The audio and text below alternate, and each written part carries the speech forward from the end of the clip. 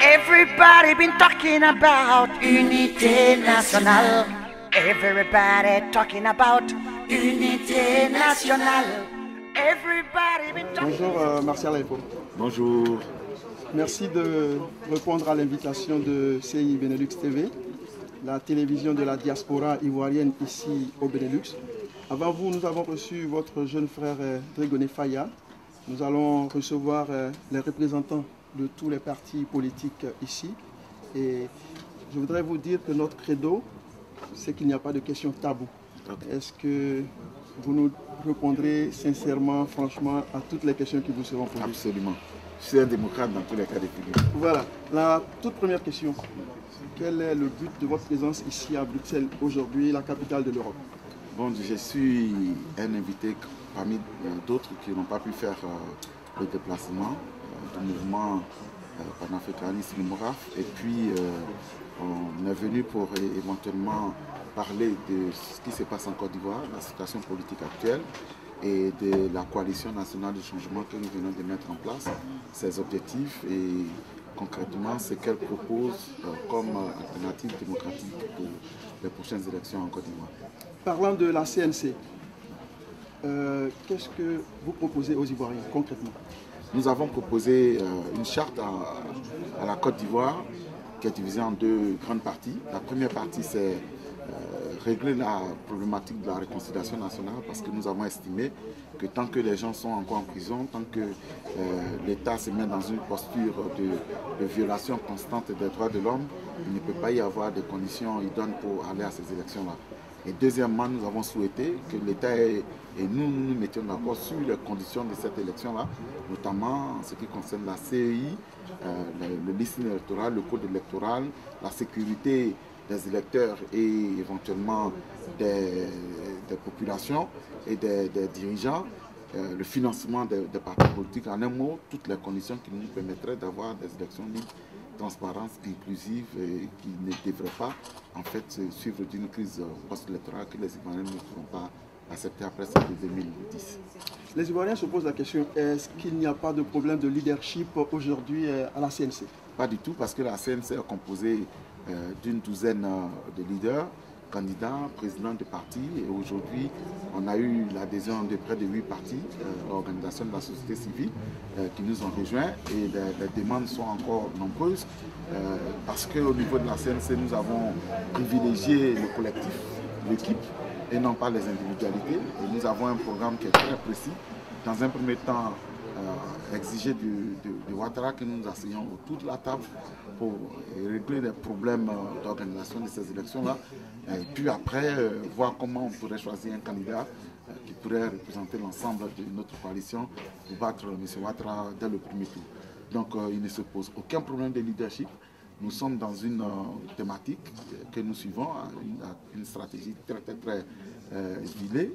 Et je pense que ce que nous souhaitons, c'est finalement que Ouattara accepte de discuter et à partir de là, la Côte d'Ivoire pourra éventuellement vivre des élections pacifiques, transparentes et inclusives. Comment se porte alors la Côte d'Ivoire sur le plan politique, économique et social aujourd'hui? Bon, disons que sur le plan politique et social, la situation est extrêmement grave. Nous avons considéré que nous visons une espèce d'apartheid que le président lui-même a qualifié de rattrapage ethnique. Si vous prenez par exemple le cas des institutions organisatrices des élections, elles sont dirigées par 4 Bakayoko, un à la radio, télévision, l'autre au ministère de l'Intérieur, le troisième à la commission électorale. Et je pense que tout ça, ça ne dénote pas de quelque chose de vraiment sérieux, parce que la Côte d'Ivoire que nous avons connue, dans laquelle nous avons vécu, par la grâce de Dieu, c'est une Côte d'Ivoire qui était constituée de 60 ethnies, avec une possibilité de pluralité de l'ensemble au niveau de l'État. Ce qui n'est pas le cas aujourd'hui. On nous fait signaler que 83% de nos forces armées sont constituées d'ex-rebelles, ce qui est un scandale, etc., etc. Bon, ça, ce sont des choses qui sont absolument antinationales, que nous dénonçons. Et nous souhaitons que très rapidement le président prenne la mesure des conséquences de ce qu'il est en train d'appliquer comme politique et qu'il s'asseye autour d'une table pour que l'alternative que nous proposons puisse être vue et apprécié des populations. Vous savez, depuis que Ouattara est arrivé au pouvoir, jusqu'à aujourd'hui, il n'a pas encore reçu un seul opposant pour discuter des conditions de la marche de la nation. Tout ça pour vous dire simplement que d'un point de vue politique et social, la situation est extrêmement grave.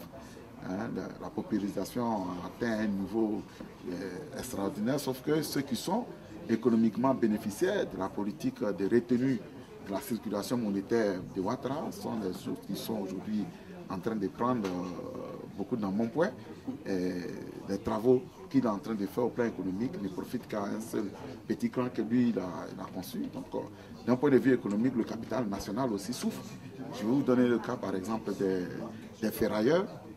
Je voudrais que vous nous parliez. On nous dit que les investisseurs aujourd'hui affluent en Côte d'Ivoire. Bon, on nous dit que la Côte d'Ivoire est en chantier.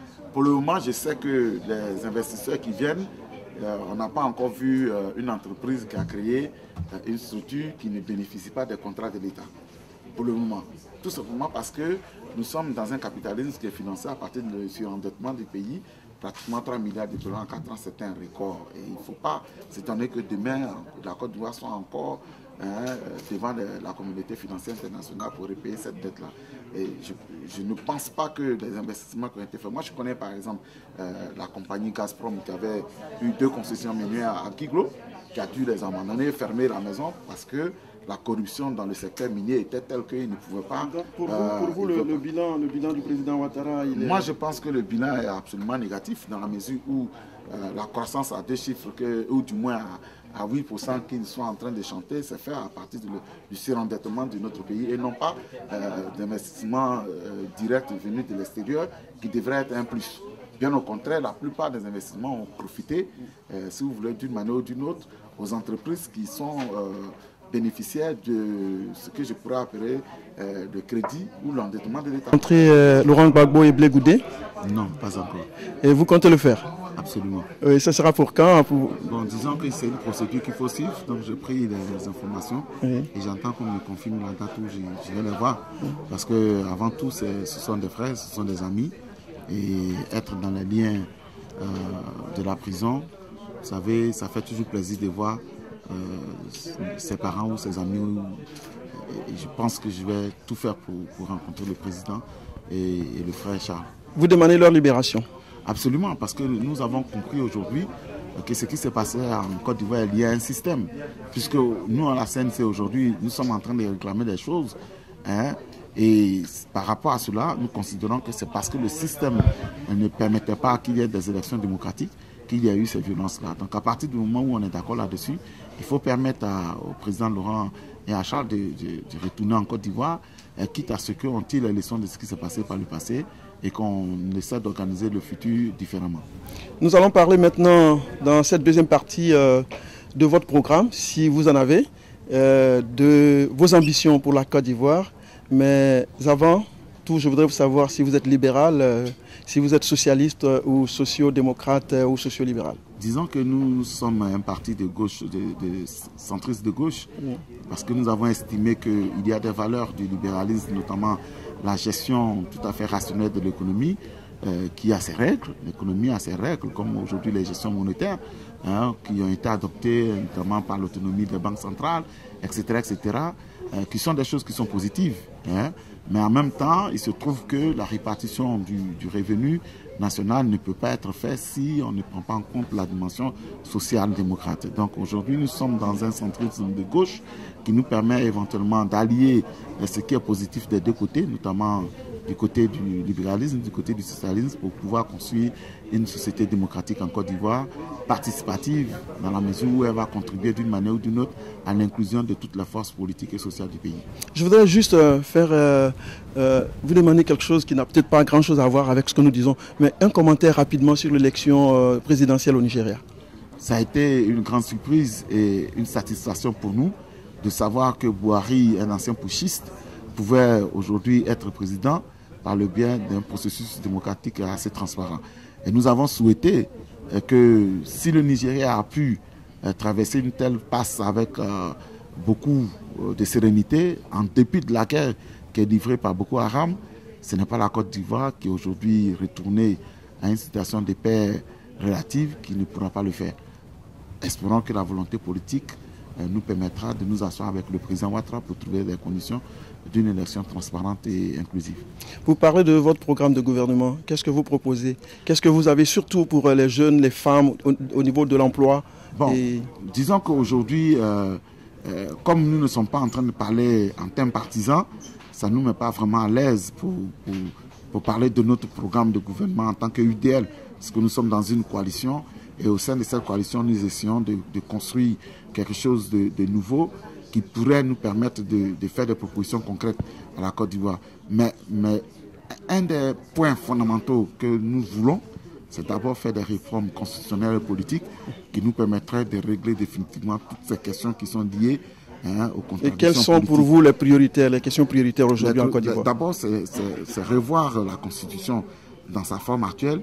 Les partis qui sont les plus conflictuels, les partis qui ne nous permettent pas d'évoluer politiquement et démocratiquement, parce qu'aujourd'hui, une élection à un tour pour les parlementaires ou les maires donne la possibilité à une élection tribale et à la domination des partis qui sont implantés dans des tribus. De telle sorte qu'en fin de compte, on n'a pas une Côte d'Ivoire qui est démocratisée, mais ce sont des tribus qui ont pris d'assaut les régions et qui s'expriment, et ce qui conduit inévitablement à la permanence de la confrontation, sinon de la logique de la belligérance permanente dans le pays. Toutes ces réformes-là qu'il faut faire maintenant, nous donneront la possibilité d'asseoir une république démocratique participative pendant laquelle les responsables politiques pourront et devront rendre compte au peuple par leur gestion. Si ce n'est pas fait, éventuellement, tout ce que on va faire par la suite ne sera pas bénéfique au peuple de Côte d'Ivoire. Donc pour nous, la priorité des priorités, c'est cela. Bien entendu, on parle souvent des programmes d'emploi et tout ça, mais c'est lié à la capacité des dirigeants à combattre le phénomène qui détruit nos pays, pas seulement en Côte d'Ivoire, mais qui est un cancer généralisé, qui est la corruption. Aussi longtemps qu'on ne gère pas pour soi-même, son clan, sa famille, pour avoir des milliards de dollars dans ce compte bancaire en pensant que quand on ne sera plus là, on aura besoin de cet argent et qu'on investit la plus-value que nous aurons créée au niveau du pays, dans le pays, je crois que nécessairement le capital national va se développer, l'entreprise nationale va se développer et c'est avec elle qu'effectivement l'emploi et le développement prendra. Paul Martial, est-ce que vous avez une base électorale en Côte d'Ivoire? Moi, je ne suis pas d'une ethnie particulière. Je suis né à Lakota, j'ai grandi à Divo et puis je vis depuis longtemps à Abidjan. Et donc, je ne me vois pas dans une logique de bastion. Je suis plutôt, d'un point de vue sociologique, quelqu'un qui représente une certaine génération, parce que j'ai dirigé cette génération-là. Et quels sont vos rapports, vos relations avec les anciens membres de la FECI, y compris le président de l'Assemblée nationale, Soro Guillaume? Bon, disons que comme vous le savez, Soro Guillaume est un président de l'Assemblée nationale, il est très occupé. Donc, moi je suis enseignant à l'université. Dans le cadre de notre amicale des anciens, on se retrouve souvent avec les autres, mais je ne l'ai pas encore vu participer effectivement parce qu'il est quand même une personnalité de ce pays, sinon le numéro 2. Comprenez qu'il n'a pas assez de temps à nous consacrer nous autres. Et donc, que pensez-vous de la politique de Ouattara? Parce que ce qu'on nous dit, on a ici des échos du fait que la Côte d'Ivoire soit aujourd'hui un grand chantier. On parle du président bâtisseur. Et de ce point de vue, qu'est-ce que vous dites? Moi, je n'ai pas remis en cause le fait que le président refait les routes, construit des ponts. Je dis même que c'est très bien. Parce que pour les usagers de la route, c'est vraiment intéressant d'avoir une voiture qui ne tombe pas dans les nids des poules. Ça, c'est le côté positif. Mais un pays ne se limite pas à la construction des routes. Un pays, c'est d'abord une population qu'on doit gérer. C'est une unité nationale qu'on doit faire avancer.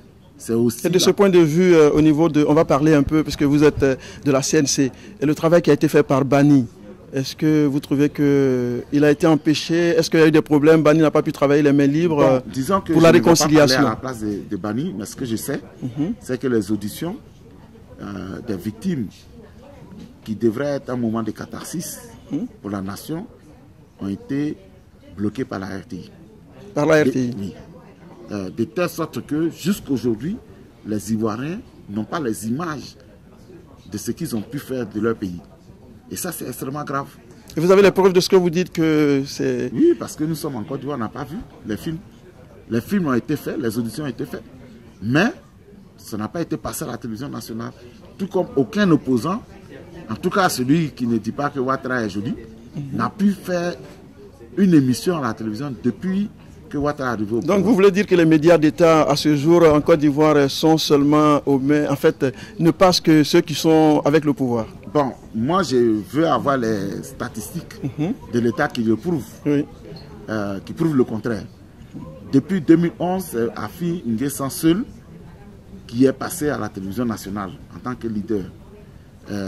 C'est peut-être parce que ces derniers temps, il devient quelqu'un qui arrange le pouvoir. Mais à part ça, je ne connais aucun opposant qui a pu faire 1 heure ou 2 heures d'émission. Même nos activités ne sont pas couvertes par la télévision nationale. La seule activité qui a été couverte, elle a été faite, c'est celle du 15 mai, la signature de la charte. Encore que là, on nous a accordé 2 minutes ou 3 minutes au maximum. À part ça, c'est le blackout total. Quand on ouvre la télévision, quand on la ferme, quand on dort, quand on se réveille, c'est Ouattara. Le plus joli garçon de Côte d'Ivoire, c'est celui qui a fait ceci, c'est celui qui a fait. Bref, une télévision stalinienne avec un néolibéral à la tête du pays. Nous allons aborder notre dernier point. Vous êtes aujourd'hui en tournée en Europe, vous êtes à Bruxelles. Est-ce que vous avez un message à lancer aux Ivoiriens de la diaspora? Bon, je pense que, comme je l'ai dit lors de notre entretien ici, nous sommes au cœur du pouvoir occidental, à Bruxelles ici. Il est important que les Ivoiriens se rendent compte que, comme les Juifs, la diaspora a un rôle à jouer dans la couverture stratégique de son pays. Il faut que les membres de la diaspora s'impliquent davantage, qui comme entrepreneurs, qui comme enseignants, qui comme même balayeurs de rue, mais qui ne pensent pas qu'ils ne sont pas utiles pour le pays. Tout ce qu'ils feront comme travail nous bénéficiera d'une manière ou d'une autre. Donc je souhaite que la diaspora ivoirienne à l'extérieur, en tout cas en Europe, se mobilise davantage et qu'elle soit impliquée dans le travail de lobbying que nous sommes en train de faire pour que la voix du peuple ivoirien soit entendue. Quel message vous avez à lancer à ces jeunes Africains qui veulent vaille que vaille venir en Europe et dans des situations très difficiles qui se noient soit sur les côtes européennes ou les côtes africaines? C'est un drame que nous vivons au quotidien parce que c'est la preuve de l'échec de notre indépendance nationale. Et cela, ça nous attriste davantage parce que nous savons que quand on vient en Europe sans une formation, sans avoir une base, on risque de retourner demain très amoché parce qu'on ne fera que du travail manuel extrêmement pénible.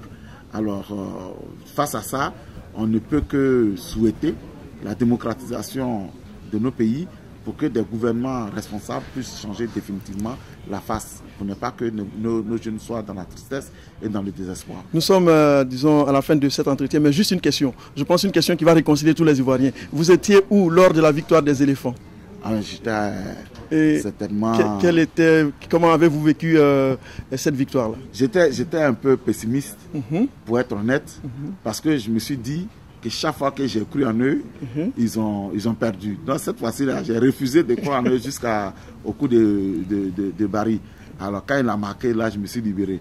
Parce que le match était déjà fini. Ah oui, c'était vraiment... Vraiment, au nom de toute l'équipe de CI Benelux, je tenais à vous remercier. C'est moi qui vous remercie parce que nous, on n'a pas la chance d'avoir la possibilité de passer à la télévision nationale. Oui. Ben, vraiment, merci et transmettez nos amitiés, notre fraternité à tout le peuple ivoirien. Merci et à très prochainement. Merci beaucoup. Oui. Everybody been talking about unité nationale. Everybody talking about unité nationale. Everybody been talking about unité nationale. Everybody talking about unité nationale.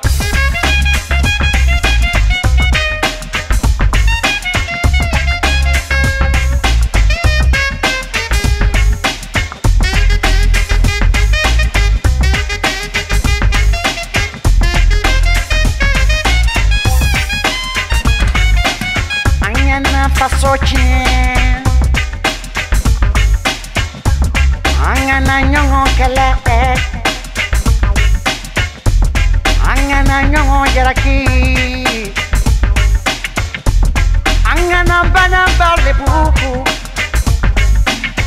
Anyeke yere woro Yere woro Yere woro Anyeke yere woro yere woro, yeah.